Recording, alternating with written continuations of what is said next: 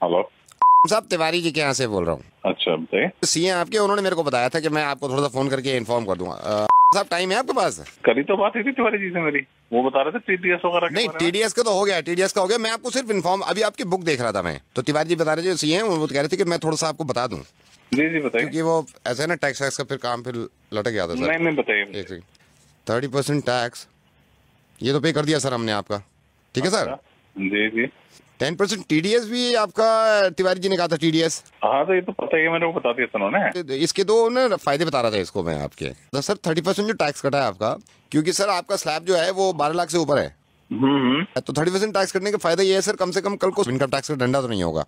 और जो सही है, ये 10% टीडीएस भी आपने इसलिए काटा कि कल को आपको कोई प्रॉब्लम ना हो, ठीक है ना। तो सर ये दो फायदे हो गए, मतलब इनकम टैक्स के डंडे से बच गए, दूसरा ये टीडीएस के भी डंडे से बच गए।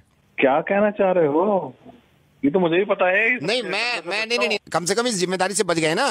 क्या कह रहे हो यार? सर मैं ये कह रहा हूँ, ये देने के बाद आपके ऊपर से जिम्मेदारी हट गई, आप कल को पागल है कि एक ही बात 30% को पकड़ लिया तूने? मेरे को पता नहीं है ये बात। ये तो पता है सर आपको। तो 30% टैक्स दे दिया तो इनकम टैक्स का डंडा आप पे नहीं पड़ेगा, आपकी जिम्मेदारी खत्म, आप बुरा मत मानिए सर। लेकिन इनका डंडा पड़ गया, ये क्या होगा फिर? यार रोजे रमजान में गालियां दिलवाएगा, क्या रह गया? सर ये क्या सर 2.5% ज़कात है? 2.5% ज़कात। साहब मैं माजरत चाहूंगा कि रोजे में मैं आपको ज्यादा बुलवा रहा हूँ, लेकिन ये 30% टैक्स दे दिया आपने, जो कि बहुत अच्छी बात है, क्योंकि एक उसूल है हिंदुस्तान का कि आप अगर 12 लाख से ज्यादा कमाते हैं तो 30% टैक्स देंगे, और देने के बाद मुतमईन हो जाते हैं इस बात से कि अब कोई जिम्मेदारी आपकी नहीं है, ना ही किसी चीज की पेनल्टी पड़ेगी। टीडीएस दे देते हैं आप 10%, साहब 2.5%, वो भी आपकी इनकम पे नहीं, आपकी सेविंग पे, सिर्फ 2.5% ज़कात, जो कि आप नहीं देते हैं।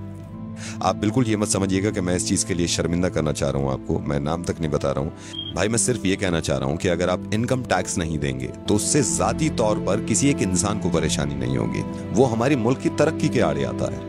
लेकिन अगर ज़कात नहीं देंगे, वो भी सिर्फ 2.5%, कोई ना कोई तो अल्लाह ताला ने आप में ये बात देखी होगी, सलाहियत देखी होगी कि ये एक ऐसा बंदा है मेरा जिसको मैं इतना दूं, इतना नवाजूं, और अल्लाह ताला को पूरी उम्मीद होगी देने से पहले कि ये इंशाल्लाह उस पैसे में से ज़कात निकालेगा और उन लोगों की मदद करेगा जो मुस्तहिक हैं, जो परेशान हैं, और ख़ास तौर से इस महीने में, जिस महीने में ज़्यादा से ज़्यादा निकालना चाहिए।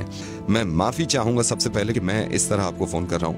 मैं रेडियो मिर्ची से नावेद बोल रहा हूँ असलम भाई, और इस बात की किना मत रखिएगा दिल में, वो आपसे मोहब्बत ही करते होंगे जिन्होंने ये बताया कि आप उन्हें प्लीज समझाइए कि वो ज़कात दिया करें, क्योंकि वो भी ये चाहते हैं कि आपकी आखिरत संभल जाए। फोन मत काटिएगा, मैं छोटी सी बात आपकी इस बच्चे की कराना चाहता हूँ। मैंने फोन पे इनको होल्ड पे रखा हुआ और ये बहुत देर से इंतजार कर रहा है। मैं रेहान, जरा फिर से बताना, तुम्हारी अम्मी ने आज रोजा रखा है? नहीं रखा।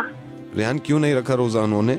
क्योंकि मेरी अम्मी बीमार है। तो तुम्हारे अब्बू क्यों नहीं इलाज कराते तुम्हारी अम्मी का, ताकि वो रोजे रख सकें? मेरे अब्बू के पास पैसे नहीं है। ये जो बच्चा है, इनकी वालदा को कैंसर है। इनकी वालदा रोजे यूं नहीं रख सकती क्योंकि ये बीमार हैं। बीमार इसलिए हैं क्योंकि ये इलाज नहीं करा सकती।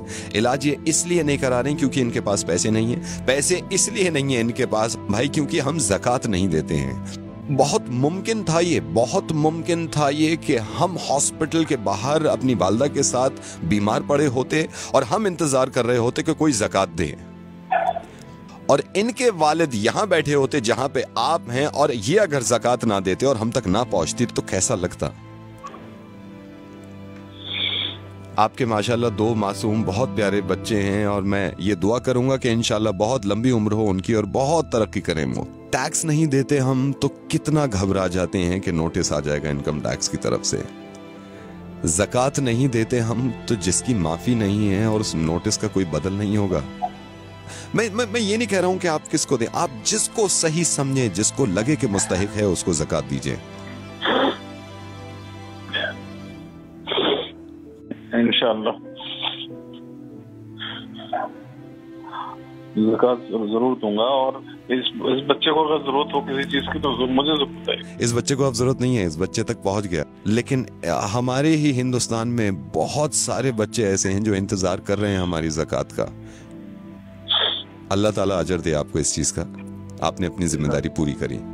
एक जिम्मेदारी आपकी बन जाती है। ये जो आपने सुना है इस चीज़ को दूसरों तक पहुंचाइएगा और यकीन मानिए इस बात का कि इतने अच्छे कौम में लोग हैं, उनके दिल इतने अच्छे हैं, कहीं ना कहीं वो या तो भूल जाते हैं या थोड़ा सा मिसगाइड हो जाते हैं। इंशाल्लाह ज़रूर लोग एक दूसरे की मदद करेंगे और ज़कात निकालेंगे।